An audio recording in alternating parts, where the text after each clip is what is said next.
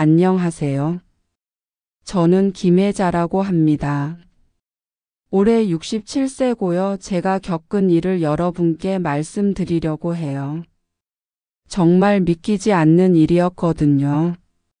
30년 동안 친구라고 생각했던 사람에게 이런 배신을 당할 줄은 꿈에도 몰랐어요. 우선 제 상황부터 설명드릴게요. 남편 정수와는 결혼한 지 42년 됐고 아이들은 다 출가해서 둘이 살고 있어요. 그동안 큰 탈 없이 평범하게 살아왔죠. 남편은 공무원 출신이라 성격이 좀 답답하긴 해도 바람 한번 피울 사람은 아니라고 생각했거든요. 그런데 제가 얼마나 순진했는지 모르겠어요. 정미경이란 친구는 같은 아파트 단지에 살면서 30년 가까이 알고 지냈어요. 아이들 어릴 때부터 함께 키우고 남편들끼리도 가끔 술 한잔하는 사이였죠.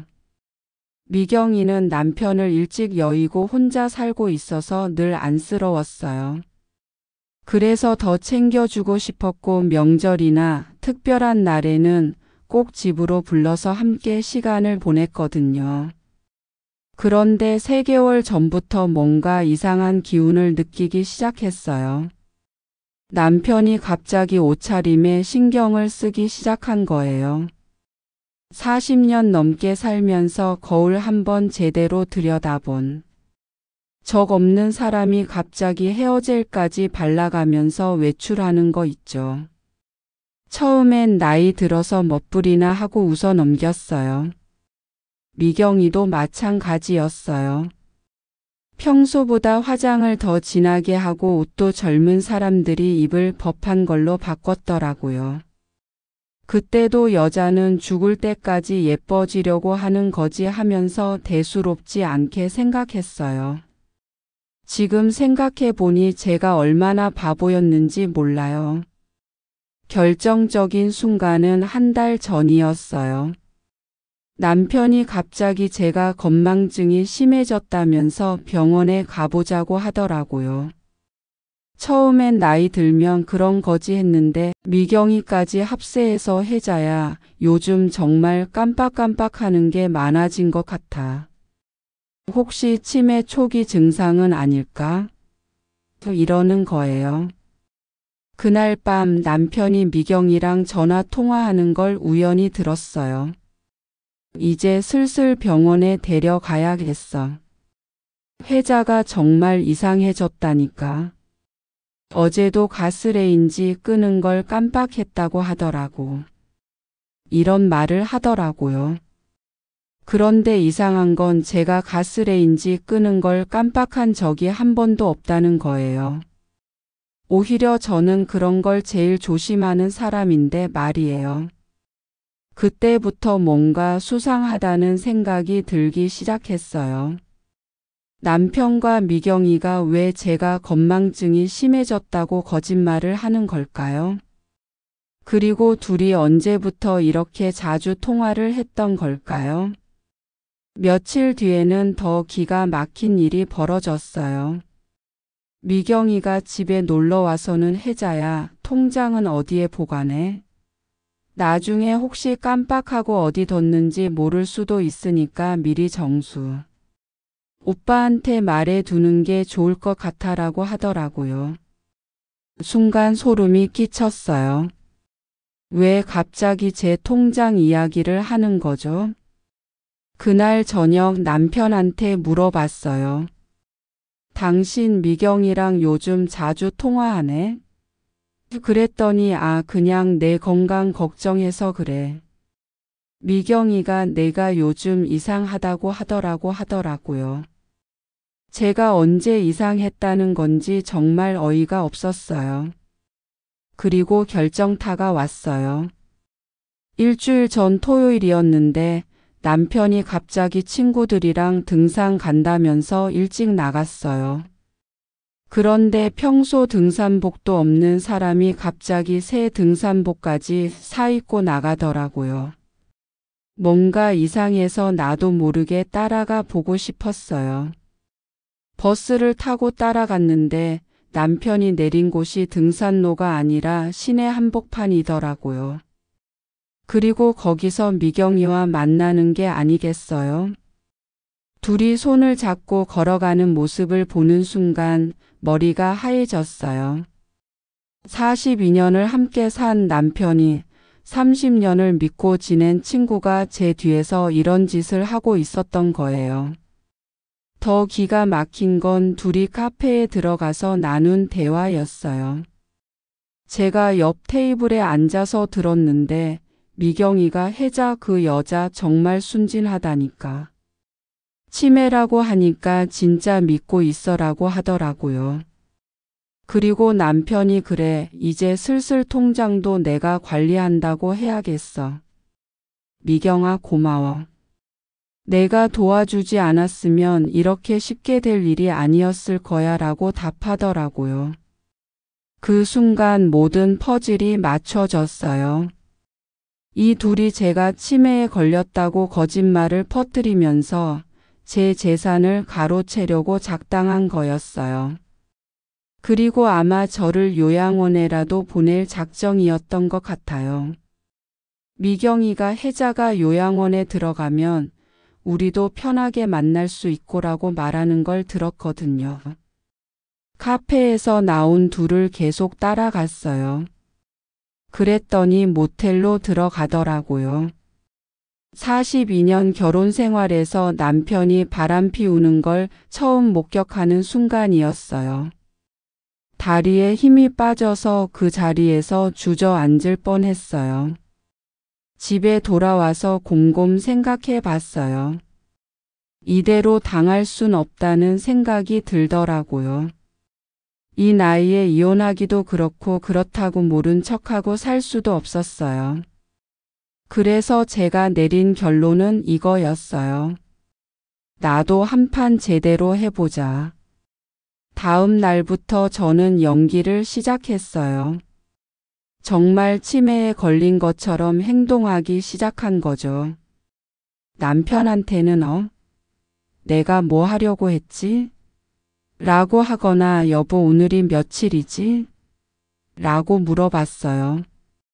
미경이한테도 미경아 나 요즘 깜빡깜빡하는 게 많아진 것 같아라고 했고요. 그랬더니 둘 다 너무 좋아하더라고요. 특히 미경이는 혜자야 진짜 병원 가봐야 할 것 같아. 이상해라고 하면서도 눈빛은 완전히 달랐어요. 마치 자기 계획이 잘 되어가고 있다는 듯한 표정이었거든요. 그리고 저는 몰래 증거를 모으기 시작했어요. 남편이 외출할 때마다 따라다니면서 사진을 찍었고 둘이 통화하는 내용도 녹음했어요. 요즘 세상이 좋아져서 스마트폰으로 다 할 수 있더라고요. 아들한테 배운 게 이런 데서 도움이 될 줄 몰랐어요. 그러던 중 더 충격적인 사실을 알게 됐어요. 미경이가 저희 집 열쇠를 복사해서 가지고 있었던 거예요. 어떻게 알게 됐냐면 제가 일부러 외출했다가 몰래 돌아와서 집 앞에서 지켜보고 있었는데 미경이가 당당하게 열쇠로 문을 열고 들어가더라고요. 제가 뒤따라 들어가서 숨어서 지켜봤는데 미경이가 제 서랍을 뒤지고 있는 거예요. 통장이 어디 있나 찾고 있었던 거죠. 그리고 제 옷장까지 뒤지면서 뭔가를 찾고 있더라고요. 나중에 확인해 보니 제가 감춰두었던 비상금까지 찾으려고 했던 것 같아요. 그날 미경이가 나간 후에 남편이 집에 돌아왔어요. 그리고 둘이 전화 통화하는 걸 또 들었어요.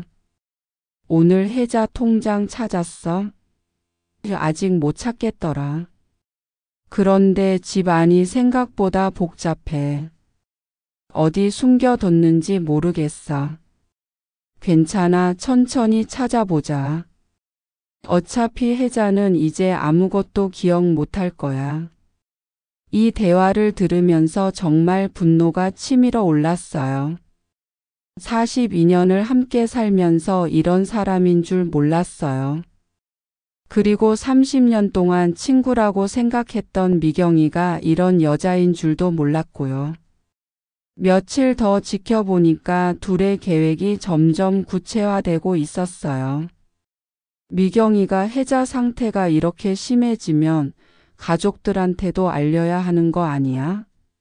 그리고 요양원도 알아봐야 하고라고 하더라고요. 남편도 그래, 아이들한테도 슬슬 말해야겠어. 엄마가 치매에 걸려서 혼자 두기 위험하다고라고 답했어요. 제 아이들까지 속이려고 하다니 정말 용서할 수 없었어요. 그래서 더 완벽한 계획을 세우기로 했어요. 이 두 사람을 완전히 무너뜨려야겠다고 생각했어요. 그래서 저는 동네에서 컴퓨터를 가르치시는 박 선생님을 찾아갔어요. 70세가 넘으신 분인데 젊은 사람들보다 컴퓨터를 더 잘 하세요. 박 선생님께 제 사정을 다 털어놨더니 깜짝 놀라시면서 그런 나쁜 놈들을 그냥 둘 순 없지라고 하시더라고요. 박 선생님과 함께 미경이의 과거를 파헤쳐 봤어요. 인터넷으로 검색해 보니까 미경이에 대한 충격적인 사실들이 나오기 시작했어요. 젊었을 때 회사에서 횡령을 했다가 쫓겨난 이력이 있었고 학력도 거짓으로 써왔더라고요. 대학 졸업이라고 했는데 실제로는 고등학교도 제대로 안 나왔더라고요. 그리고 더 놀라운 건 미경이가 예전에 다른 남자들과도 비슷한 일을 했다는 거예요. 혼자 사는 여자인 척하면서 유부남들을 꼬셔서 돈을 뜯어낸 전력이 여러 번 있었더라고요. 완전히 전문가였던 거죠. 이런 정보들을 다 모으고 나니까 확신이 섰어요. 미경이는 처음부터 저희 가족을 노린 거였어요. 30년 동안 친구인 척하면서 저희 집 사정을 다 파악하고 때가 되면 이런 식으로 접근할 계획을 세웠던 거죠. 그리고 제가 가장 화가 난 건 남편이었어요. 아무리 그래도 42년을 함께 산 아내를 이런 식으로 배신할 수 있나요? 게다가 제가 정말 치매에 걸렸다고 생각했으면서도 바람을 피우다니 정말 인간이 아니었어요. 이제 본격적인 복수를 시작할 때가 됐어요. 박 선생님과 함께 완벽한 계획을 세웠거든요. 미경이와 남편이 저를 바보로 아는 만큼 저도 끝까지 바보인 척 연기하면서 그들을 함정에 빠뜨리기로 했어요. 우선 제일 중요한 건 증거 수집이었어요. 박 선생님이 작은 녹음기와 몰래카메라까지 구해주셨더라고요. 혜자 씨, 요즘 세상은 증거가 없으면 아무도 믿어주지 않아요. 완벽하게 준비해야 해요라고 하시면서 사용법까지 자세히 가르쳐 주셨어요.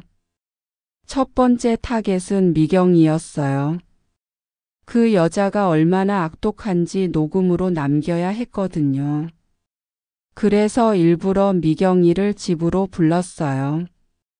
미경아, 나 요즘 정말 이상해. 어제는 뭘 하려고 했는지도 기억이 안 나더라라고 하면서 완전히 무력한 모습을 연출했어요. 미경이는 그 말을 듣더니 눈이 번쩍 뜨이더라고요. 혜자야, 그럼 정말 심각한 것 같은데? 병원에 가봐야 하는 거 아니야? 라고 하면서도 속으론 좋아 죽겠다는 표정이었어요. 그때 제가 일부러 미경아, 나 혹시 나중에 아무것도 기억 못하게 되면 어떡해? 우리 정수가 혼자서 모든 걸 처리할 수 있을까? 라고 했어요. 그랬더니 미경이가 바로 낚였어요. 걱정 마, 혜자야. 내가 도와줄게. 중요한 서류들이나 통장 같은 것들 위치를 미리 정수 오빠한테 알려주는 게 좋겠어.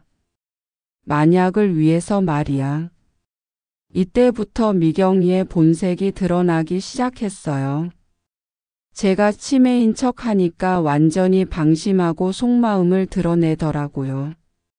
혜자야, 솔직히 말하면 너 정말 많이 이상해졌어. 어제도 정수 오빠랑 통화했는데 내가 가습을 켜놓고 나간 적도 있다고 하더라고. 저는 깜짝 놀란 척하면서 정말 내가 언제 그랬지? 기억이 안 나네라고 했어요. 그러자 미경이가 더 신이 나서 그러니까 말이야. 이제 혼자 두면 위험할 것 같아. 정수 오빠도 걱정이 많으시더라고. 그리고 결정적인 말을 하더라고요. 혜자야, 솔직히 내 상황을 보면 요양원도 알아봐야 하는 거 아닐까? 정수 오빠 혼자서 너를 돌보기에는 너무 힘들 것 같아. 그리고 전문적인 치료도 받을 수 있고.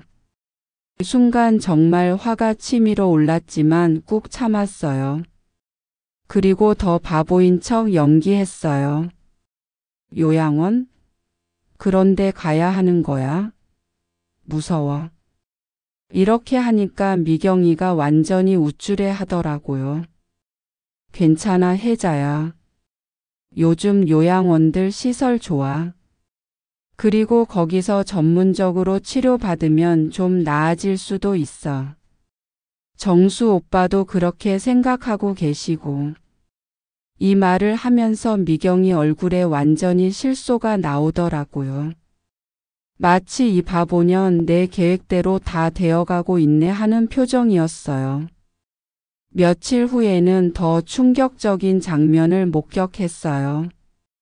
제가 일부러 외출한다고 하고는 몰래 집 근처에 숨어 있었는데 미경이가 또 제 집에 들어가더라고요. 이번에는 아예 큰 가방까지 가지고 와서 뭔가를 가져가려는 것 같았어요. 몰래 집에 들어가서 지켜봤는데 미경이가 제 방을 완전히 뒤지고 있었어요. 서랍이라는 서랍은 다 열어보고 심지어 침대 밑까지 뒤지더라고요. 그러면서 혼자 중얼거리는 소리가 이 집에 돈이 얼마나 있을까? 정수 오빠 말로는 꽤 모아뒀다고 했는데. 그리고 더 기가 막힌 건 미경이가 제 옷장에서 제가 아꼈던 금반지를 꺼내서 자기 가방에 넣는 거였어요. 완전히 도둑질을 하고 있었던 거죠.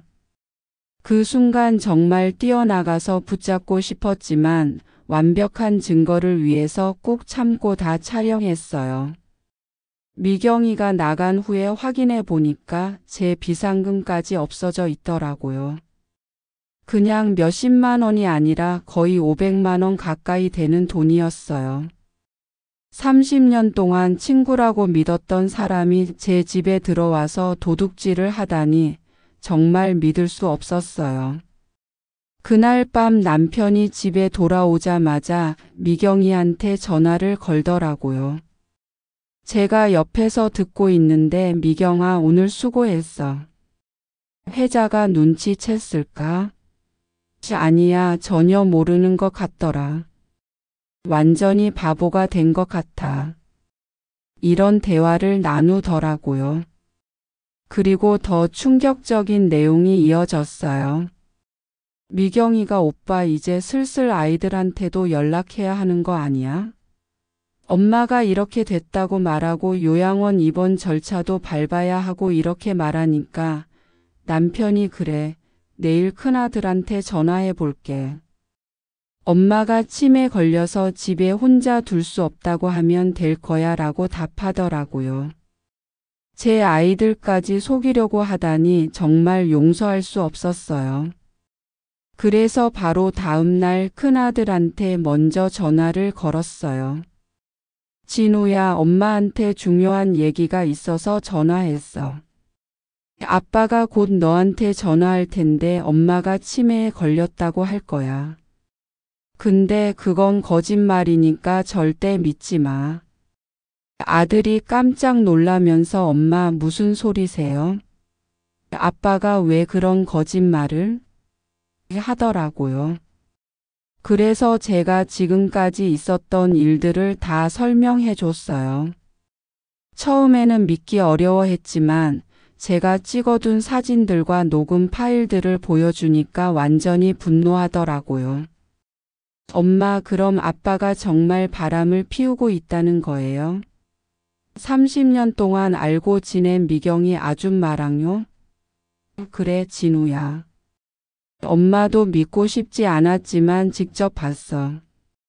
그리고 그 여자가 우리 집에 들어와서 도둑질까지 했어.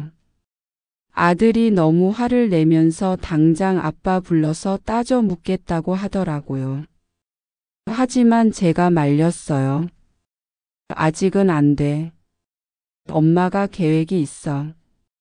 이 두 사람을 완전히 혼내줄 거야.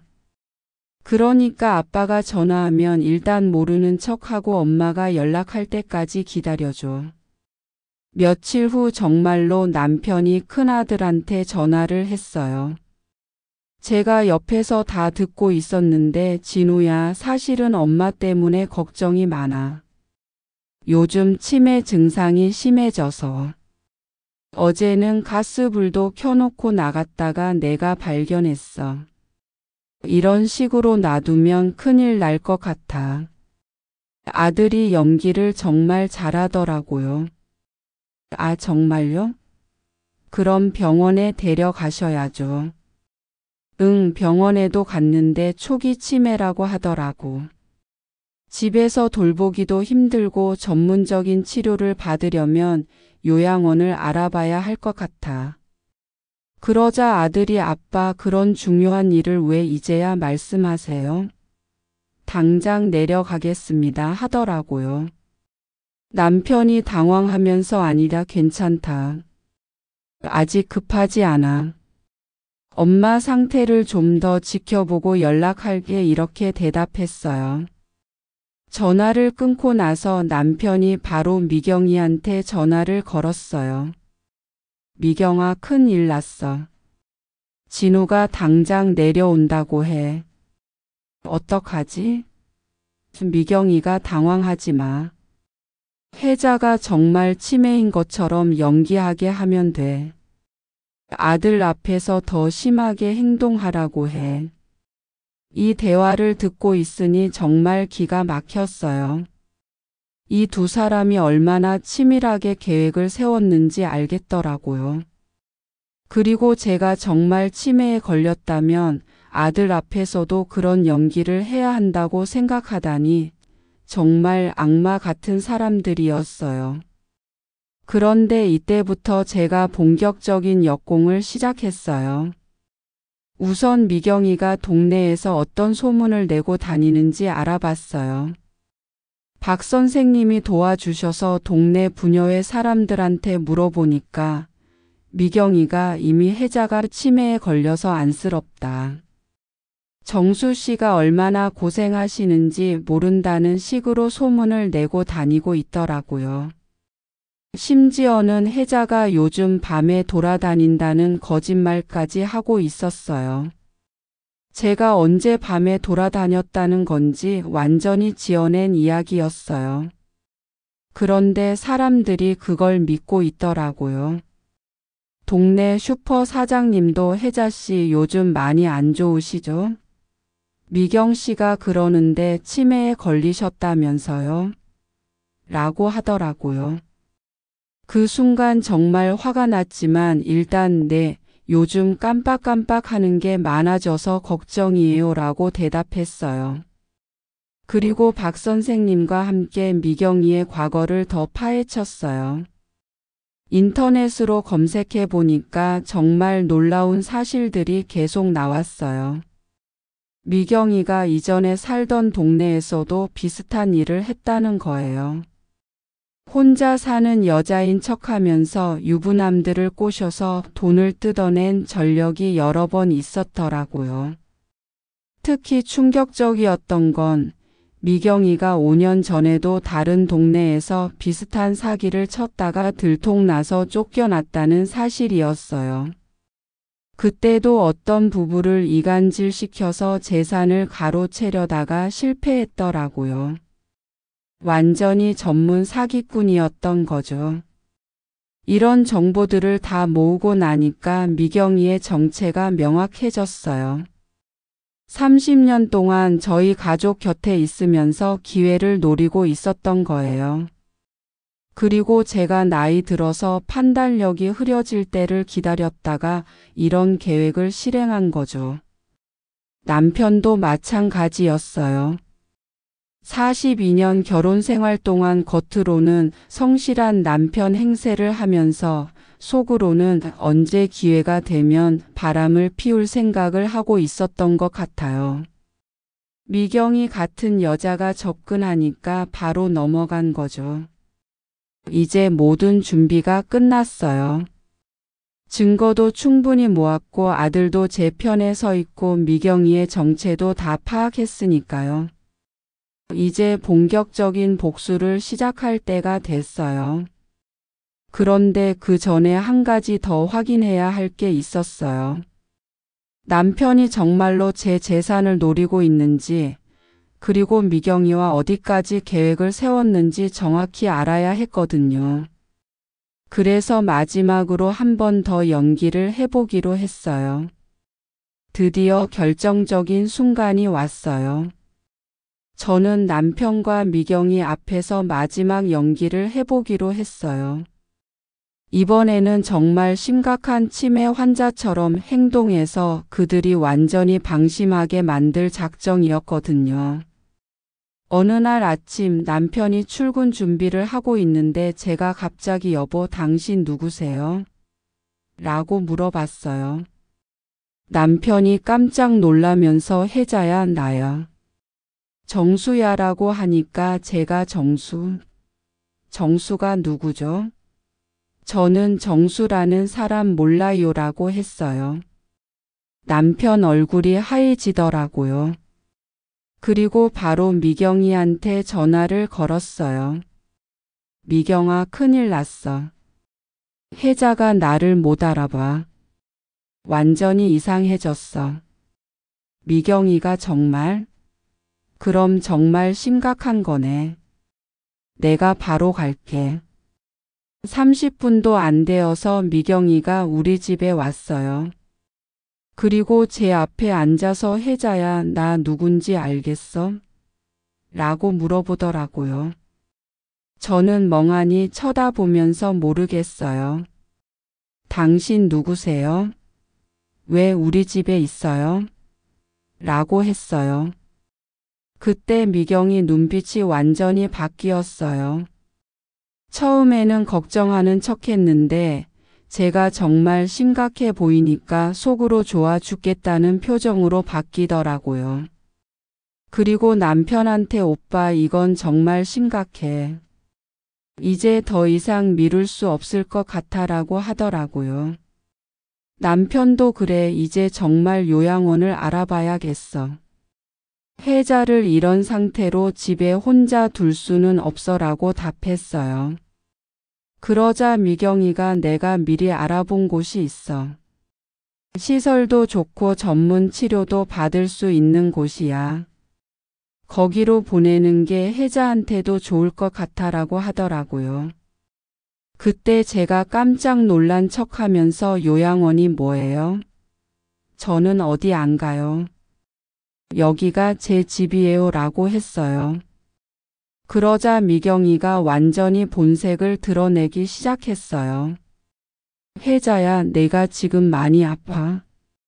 병원에 가서 치료받아야 해. 여기 있으면 더 나빠질 수 있어. 이렇게 말하면서도 눈빛은 완전히 차갑더라고요. 마치 이제 다 끝났다, 내 계획대로 되고 있어 하는 표정이었어요. 그리고 더 충격적인 건 남편도 거기에 동조하더라고요. 혜자야, 미경이 말이 맞아. 내가 지금 상태로는 집에서 혼자 있기 위험해. 전문적인 치료를 받아야 해. 42년을 함께 살면서 이런 말을 할 줄은 정말 몰랐어요. 그때 저는 울음을 터뜨리면서 싫어요. 저는 어디 안 가요. 여기가 제 집이라고요. 라고 소리쳤어요. 그러자 미경이가 남편한테 오빠 혜자가 이런 식으로 나오면 더 힘들어질 것 같아. 빨리 결정하는 게 좋겠어 라고 하더라고요. 그리고 두 사람이 제가 듣는 앞에서 대놓고 계획을 이야기하기 시작했어요.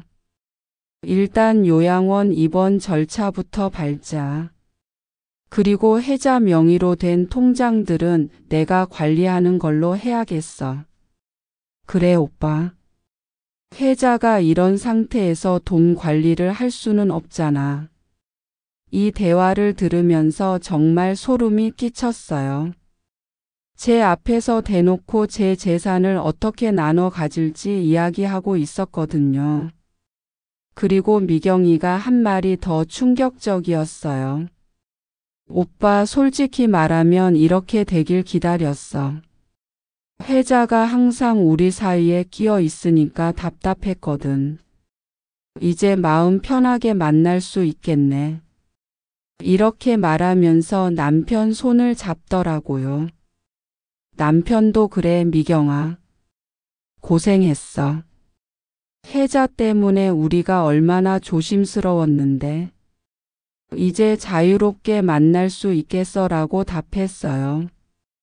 정말 제가 죽은 사람 취급을 하고 있었어요.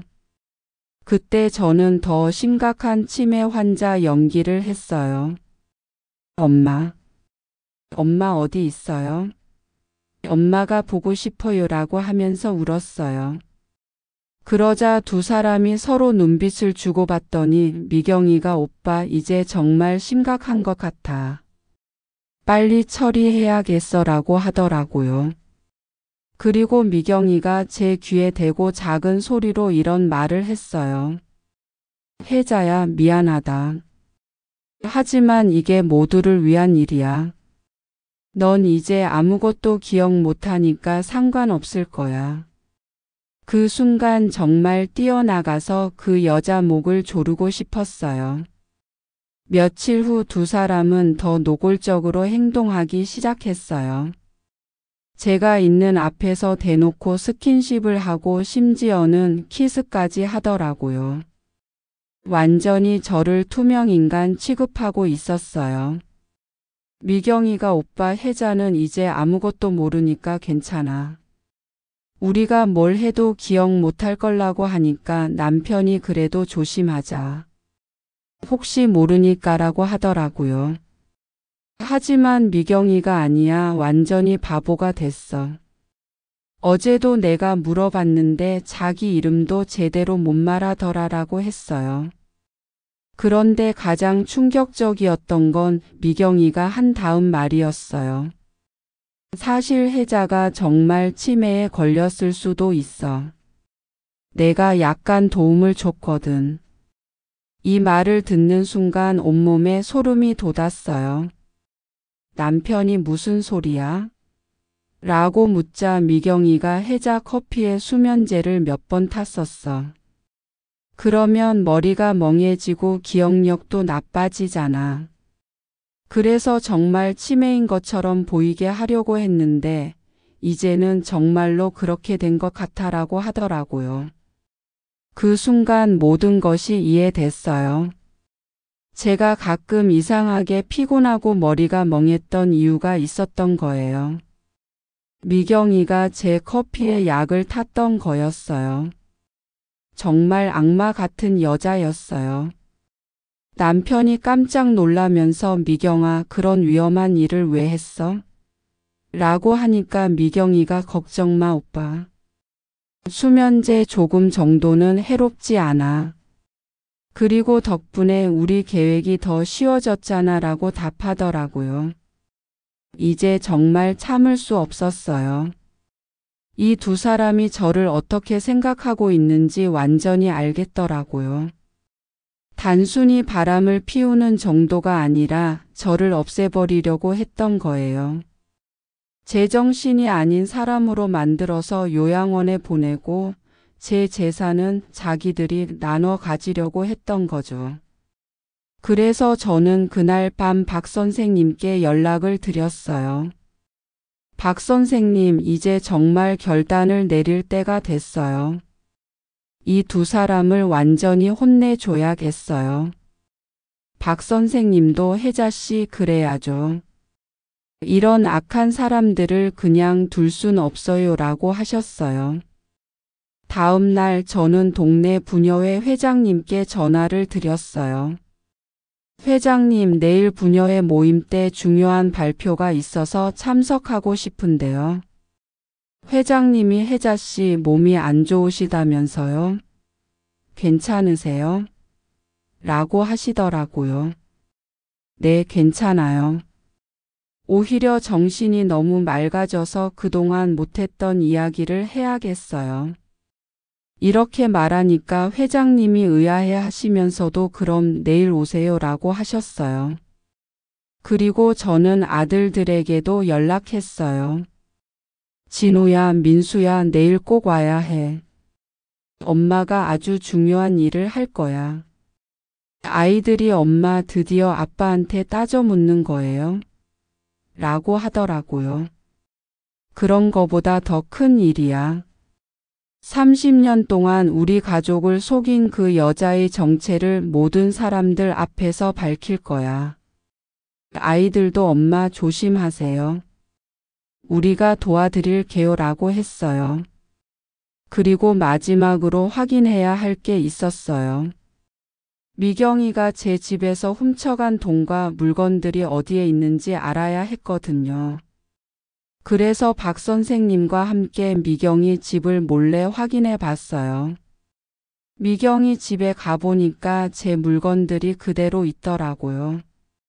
제 금반지는 물론이고 제가 아껴뒀던 목걸이까지 있었어요. 그리고 제 비상금도 미경이 방 서랍에 고스란히 들어 있었어요. 완전히 증거가 확실해진 거죠. 박 선생님이 혜자 씨 이제 경찰에 신고해도 되겠어요. 증거가 이렇게 확실한데라고 하셨지만 저는 아직 때가 아니라고 했어요. 박 선생님, 저는 이 두 사람이 사람들 앞에서 완전히 망신당하는 걸 보고 싶어요. 그냥 경찰에 신고하는 것보다 더 큰 벌을 받게 하고 싶어요. 그리고 드디어 그날이 왔어요. 부녀회 모임 날이었어요. 평소보다 더 많은 사람들이 모였더라고요. 아마 제가 치매에 걸렸다는 소문을 들었던 사람들이 구경하러 온 것 같았어요. 미경이도 당연히 왔어요. 그리고 저를 보더니 혜자야, 오늘 컨디션이 어때? 괜찮아? 라고 하면서도 눈빛은 이 바보년이 또 무슨 일을 낼까 하는 표정이었어요.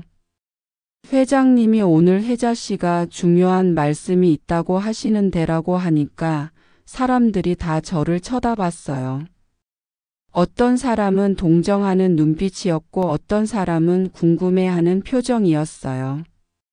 저는 천천히 일어나서 말하기 시작했어요. 안녕하세요, 여러분.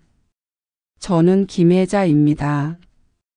그동안 제가 치매에 걸렸다는 소문이 많이 돌았죠. 사람들이 웅성웅성하기 시작했어요. 하지만 저는 치매에 걸리지 않았습니다. 오히려 그 어느 때보다 정신이 맑습니다. 그리고 오늘 여러분께 아주 충격적인 진실을 말씀드리려고 해요. 미경이 얼굴이 하얘지기 시작했어요. 뭔가 잘못됐다는 걸 눈치챈 것 같았거든요. 하지만 이미 늦었어요. 제 복수극이 시작된 거니까요. 여러분, 30년 동안 제 곁에 있으면서 저희 가족을 완전히 속이고 있던 사람이 여기 있습니다. 저는 미경이를 똑바로 쳐다보면서 말했어요. 미경이 얼굴이 새하얗게 변하더라고요.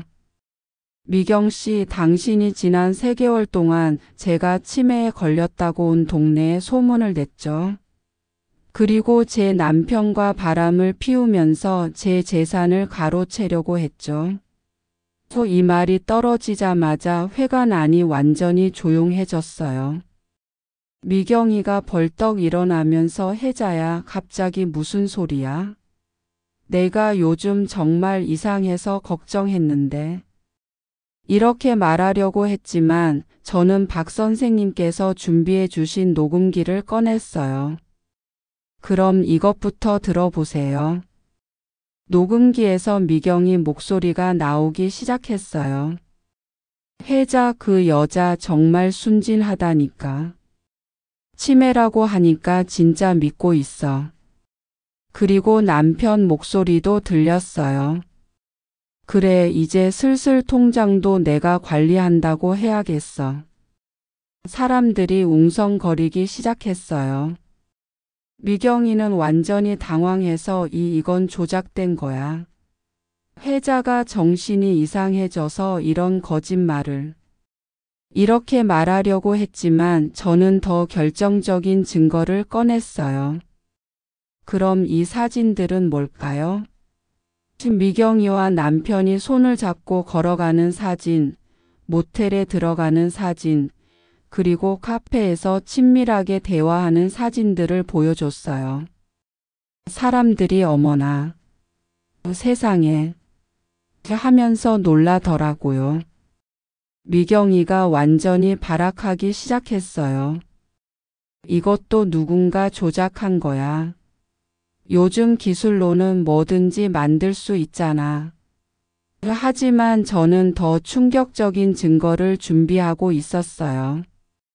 그럼 이건 어떻게 설명하실 건가요? 저는 제 집 열쇠를 꺼내면서 말했어요.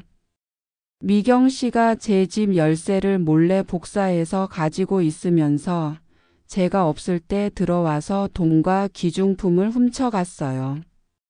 그리고 제 금반지와 목걸이를 꺼내 보였어요. 이 물건들을 어제 미경 씨 집에서 찾아왔어요. 제 비상금 500만 원도 함께요. 사람들이 완전히 충격받은 표정으로 미경이를 쳐다봤어요. 회장님이 미경 씨 정말 그런 일을 했어요? 라고 물어보니까 미경이가 아니에요. 이건 다 오해예요. 라고 소리쳤어요. 하지만 이미 사람들 표정이 완전히 바뀌어 있었어요. 그때 더 놀라운 일이 벌어졌어요. 박 선생님이 컴퓨터를 들고 오셔서 여러분, 이분의 과거를 보시죠라고 하시더라고요. 그리고 미경이의 전과 기록을 보여주기 시작했어요.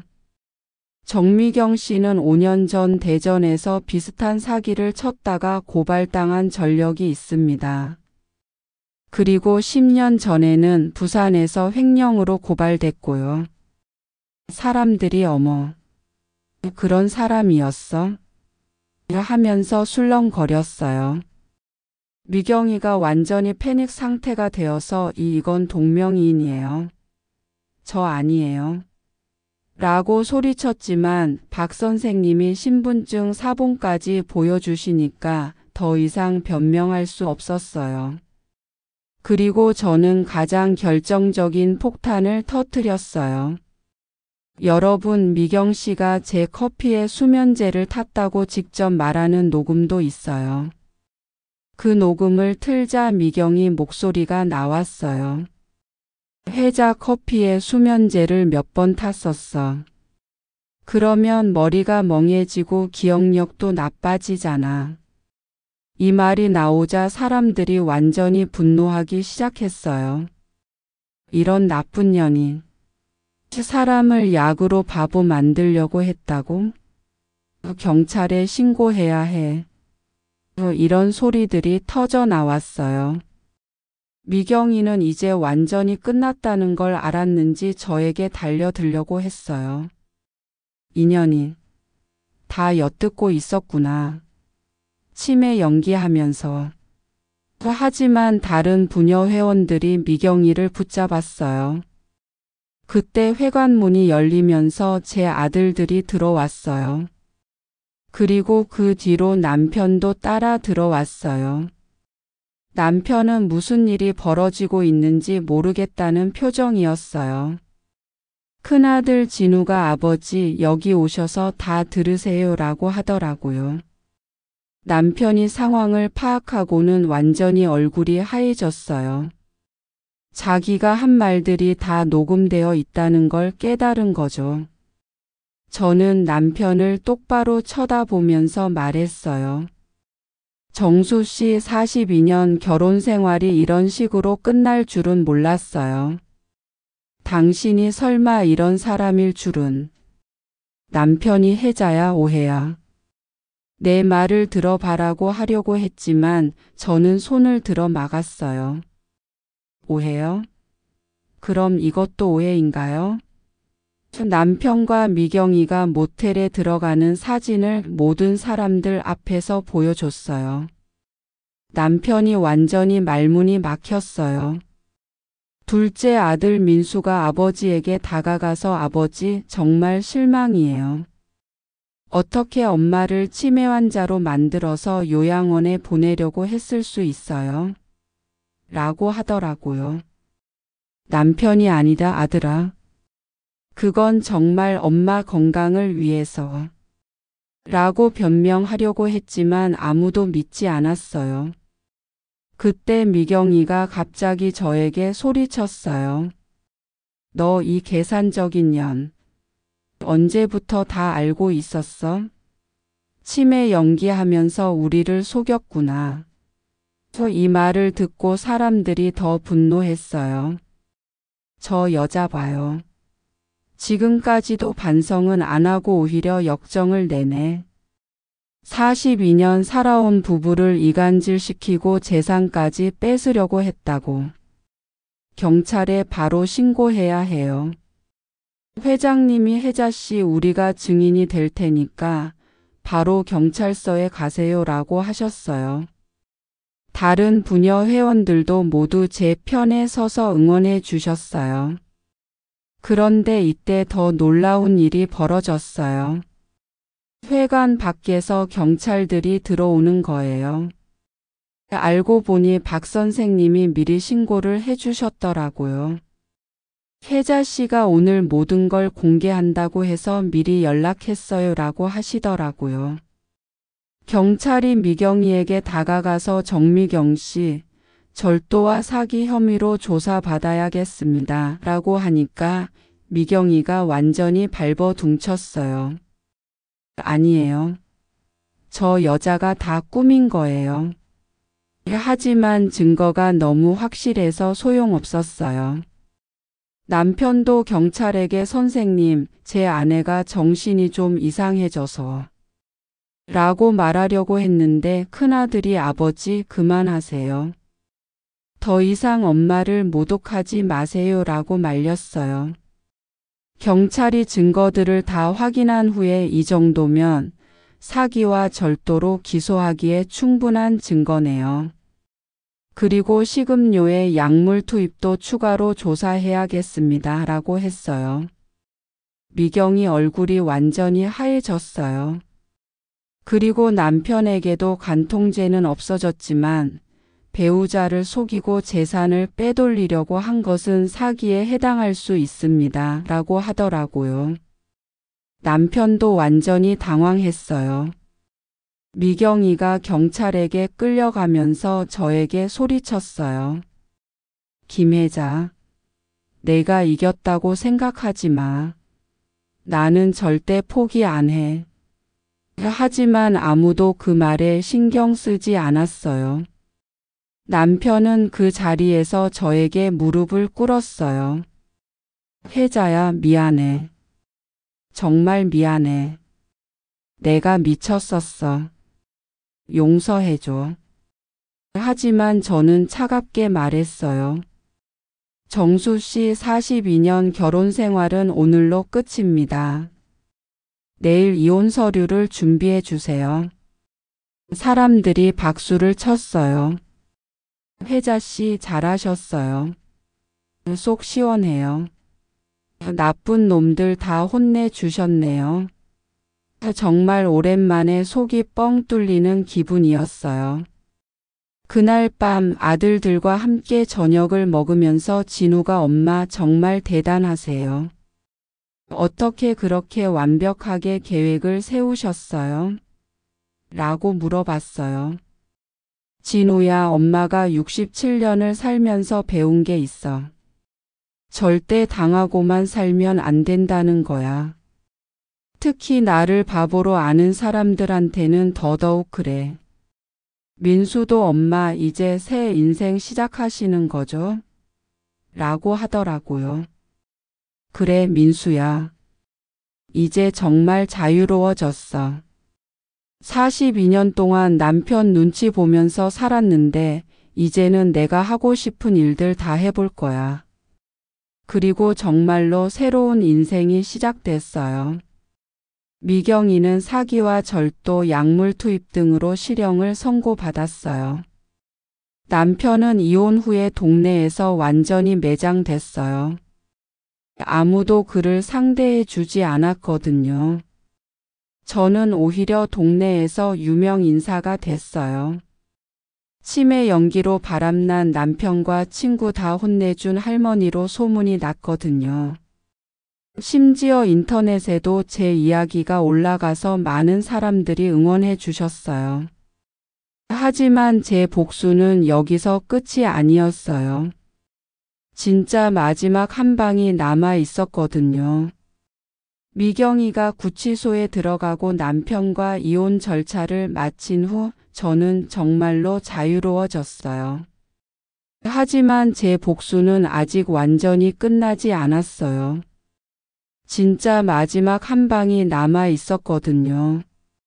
미경이와 남편이 저지른 일들이 동네 전체에 퍼지는 데는 그리 오래 걸리지 않았어요. 부녀회에서 있었던 일이 입에서 입으로 전해지면서 며칠 만에 온 아파트 단지가 다 알게 됐거든요. 혜자 씨 남편이 치매라고 속이고 바람을 피웠다며? 30년 친구가 뒤에서 그런 짓을 하다니.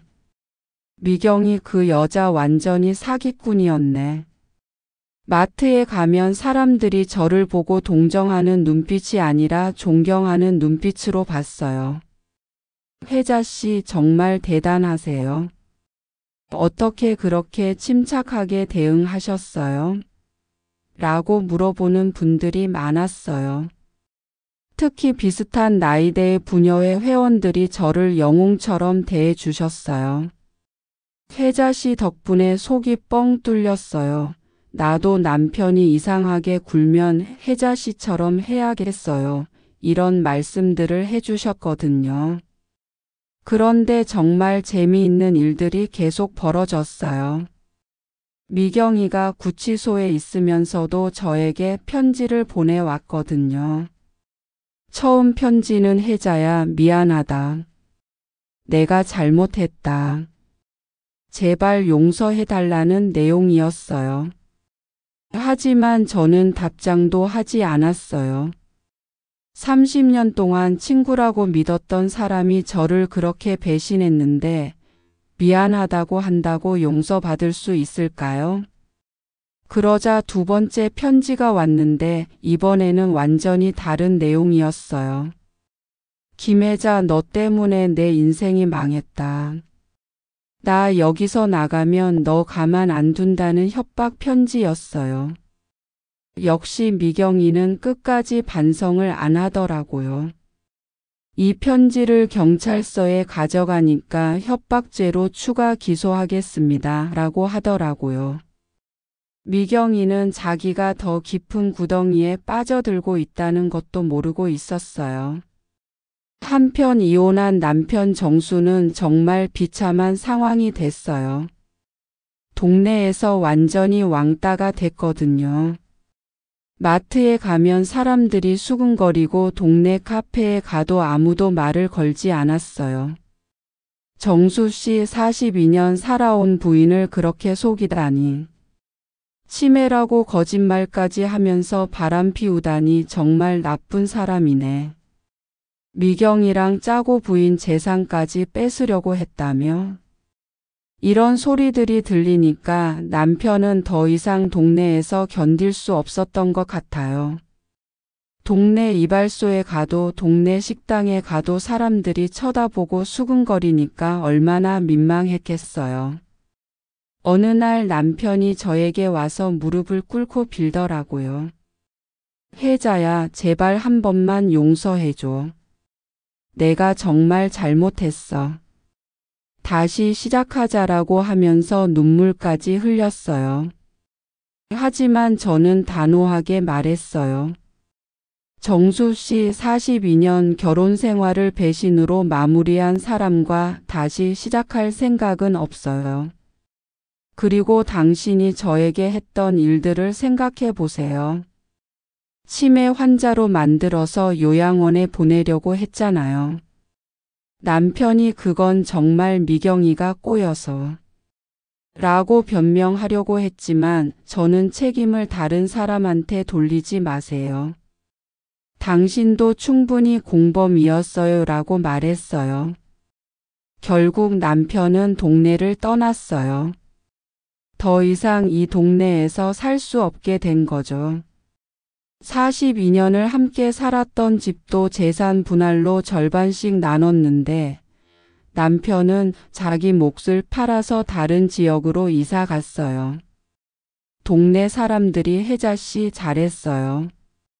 그런 배신자와 다시 살 필요 없어요 라고 응원해 주셨어요. 남편이 떠난 후에 제 인생이 완전히 달라졌어요. 우선 집이 훨씬 넓고 편해졌어요. 42년 동안 남편 눈치 보면서 살았는데 이제는 제가 하고 싶은 대로 다 할 수 있게 됐거든요. 아침에 일어나서 커피를 마시면서 제가 좋아하는 트로트를 크게 틀어놓고 듣기도 하고 TV 채널도 제가 보고 싶은 거 마음대로 볼 수 있고 친구들을 불러서 밤늦게까지 수다를 떨어도 누가 뭐라고 할 사람이 없었어요. 특히 좋았던 건 집 꾸미기였어요. 그동안 남편이 그런 거 뭐하러 사느냐고 해서 못 샀던 예쁜 꽃병도 사고 거실에 화초도 많이 들였어요. 침실도 제 취향대로 다시 꾸몄더니 완전히 다른 집 같았어요. 그리고 가장 좋은 건 박 선생님과 더 가까워졌다는 거예요. 이번 일을 함께 해결하면서 서로에 대해 많이 알게 됐거든요. 박 선생님은 부인을 3년 전에 암으로 여의고 혼자 사시고 계셨는데 저처럼 외로움을 달래고 싶어 하셨어요. 혜자 씨, 우리 나이에도 새로운 인연을 만날 수 있을까요? 라고 박 선생님이 조심스럽게 물어보시더라고요. 저는 웃으면서 박 선생님, 나이가 어디 있어요? 마음이 통하면 되는 거죠라고 답했어요. 그렇게 해서 저는 박 선생님과 연인 사이가 됐어요. 처음에는 아이들이 걱정하더라고요. 엄마 너무 성급하시는 거 아니에요? 아직 이혼한 지 얼마 안 됐는데. 라고 하면서 말이에요. 하지만 제가 진우야, 엄마가 남은 인생 혼자 살라고? 엄마도 행복할 권리가 있어. 그리고 박 선생님은 너희 아버지와는 완전히 다른 분이야. 정말 신사분이고 절 존중해 주셔라고 하니까 아이들도 이해해 주더라고요. 박 선생님과 함께 하는 시간들은 정말 행복했어요. 함께 동네 뒷산에 산책도 가고 가까운 영화관에서 영화도 보고 맛있는 식당을 찾아다니며 데이트도 했어요. 42년 결혼 생활 동안 남편과 제대로 된 데이트 한 번 못 해봤는데 박 선생님과는 진짜 젊은 연인처럼 지낼 수 있었어요. 박 선생님이 혜자 씨, 우리 각자 집에서 살면서 만나는 게 어때요? 둘 다 독립적인 게 좋잖아요 라고 하시더라고요. 저도 그게 좋았어요. 결혼처럼 얽매이는 관계보다는 자유로우면서도 서로를 아끼는 관계가 이 나이에는 더 맞는 것 같았거든요. 그리고 동네에서 저는 완전히 유명 인사가 됐어요. 치매 연기로 바람난 남편과 친구 다 혼내준 할머니로 소문이 났거든요.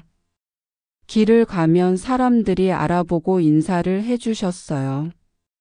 혜자 씨 정말 대단하세요. 속이 시원했어요. 저도 남편이 이상하게 굴면 혜자 씨처럼 해야겠어요. 이런 말씀들을 들으면서 정말 뿌듯했어요. 특히 동네 부녀회에서는 저를 완전히 영웅처럼 대해 주셨어요. 회장님이 혜자 씨 우리 부녀회 회장 한번 해보세요 라고 하실 정도였어요. 물론 저는 그런 거 부담스러워요 라고 사양했지만 부녀회 모임 때마다 저한테 조언을 구하는 분들이 많아졌어요. 혜자 씨 우리 남편이 요즘 이상한데 어떻게 생각하세요? 혜자 씨 시어머니가 며느리 괴롭히는데 어떻게 해야 할까요? 이런 상담을 해드리면서 보람도 느끼고 제가 경험한 일이 다른 분들에게 도움이 되고 있다는 게 정말 좋았어요. 1년 후 미경이가 드디어 출소했어요. 하지만 이미 상황은 완전히 달라져 있었어요. 미경이의 이야기는 동네 전체에 심지어 인근 동네까지 퍼져 있었고 어디를 가도 사람들이 알아보는 상황이 된 거죠. 미경이가 예전에 살던 집으로 돌아왔는데 집주인이 계약 갱신을 해주지 않았대요. 그런 사기꾼을 임대해 줄 수 없다는 이유였어요. 결국 미경이는 짐을 싸서 다른 곳으로 이사를 가야 했어요. 이사를 가기 전에 미경이가 저에게 와서 김혜자, 너 때문에 내 인생이 완전히 망했다고 따져 물으려고 했어요. 하지만 저는 이미 그런 사소한 일에 흔들리지 않았어요. 오히려 차분하게 대답했어요. 미경 씨, 당신은 지금까지도 자신이 잘못했다는 걸 모르는군요. 30년 동안 친구를 배신하고 가정을 파괴하려고 했으면서 그 결과를 받아들이지 못하다니. 참 안쓰럽네요. 미경이가 뭔가 더 말하려고 했지만 마침 박 선생님이 오셔서 그만 가세요. 더 이상 혜자 씨를 괴롭히지 마세요 라고 하셨어요. 미경이는 마지막에 저를 째려보더니 그냥 가버렸어요. 결국 미경이는 동네를 완전히 떠났어요. 아무도 그녀를 받아주지 않았거든요. 나중에 들은 소문으로는 다른 지역으로 이사를 갔는데 거기서도 소문이 나서 또 이사를 해야 했다고 하더라고요. 이제 저는 정말 행복한 인생 2막을 살고 있어요. 박 선생님과는 각자 집에서 살면서도 매일 만나서 함께 시간을 보내고 있어요. 저녁에는 함께 동네 한 바퀴 산책을 하고 주말에는 가까운 곳으로 나들이도 나가고 있어요. 요즘은 동네 경로당에서 다른 할머니들과 함께 게이트볼도 하고 가끔은 노래교실에도 다니고 있어요. 박 선생님 덕분에 컴퓨터도 잘하게 되어서 손자, 손녀들과 화상통화도 자주 해요. 그리고 무엇보다 좋은 건 스트레스가 없다는 거예요. 42년 동안 남편 눈치 보면서 살 때는 항상 긴장하고 있었는데 이제는 정말 마음이 편해요. 가끔 아이들이 엄마, 아빠 없이 외롭지 않으세요? 라고 물어보면 저는 웃으면서 전혀. 오히려 이제야 진짜 살 것 같아 라고 답해요. 정말 그래요. 나이 들어서도 새로운 시작이 가능하다는 걸 몸소 느끼고 있어요. 67세에 이혼하고 새로운 연인도 만나고 동네에서 존경받는 할머니가 될 줄은 꿈에도 몰랐거든요. 제 아이들도 이제는 저를 정말 자랑스러워해요. 큰아들 진우가 엄마 정말 멋있어요. 어떻게 그렇게 용기를 내셨어요? 라고 하면서 감동해 하더라고요. 둘째 민수도 엄마 덕분에 저희도 인생을 다시 생각하게 됐어요. 힘든 일이 있어도 포기하지 말고 맞서 싸워야 한다는 걸 배웠어요 라고 하더라고요. 가끔 생각해요. 만약 미경이가 저를 배신하지 않았다면, 남편이 바람을 피우지 않았다면, 저는 지금도 그저 평범한 67세 할머니로 살고 있었을 거라고요. 남편 뒤치다꺼리나 하면서 눈치만 보며 살았겠죠. 어떻게 보면 그들이 저에게 새로운 인생을 선물해 준 셈이에요. 물론 그들의 의도는 전혀 아니었지만요. 이제 저는 확신해요. 인생은 언제든 다시 시작할 수 있다는 것을요. 67세든 70세든 80세든 상관없어요. 중요한 건 포기하지 않는 마음과 새로운 도전을 두려워하지 않는 용기예요. 동네 할머니들에게도 항상 이런 말씀을 드려요. 나이는 그냥 숫자예요. 절대 당하고만 살지 마시고 여러분도 행복할 권리가 있다는 걸 잊지 마세요. 그리고 무엇보다 나쁜 사람들은 결국 대가를 치르게 되어 있어요. 미경이와 제 전 남편처럼 말이에요. 저는 그들을 용서할 생각은 없지만 그렇다고 원망하며 살지도 않을 거예요. 저는 이제 제 행복에만 집중하거든요. 김혜자의 복수는 이렇게 완벽하게 끝났고 진짜 인생이 이제 시작된 거죠.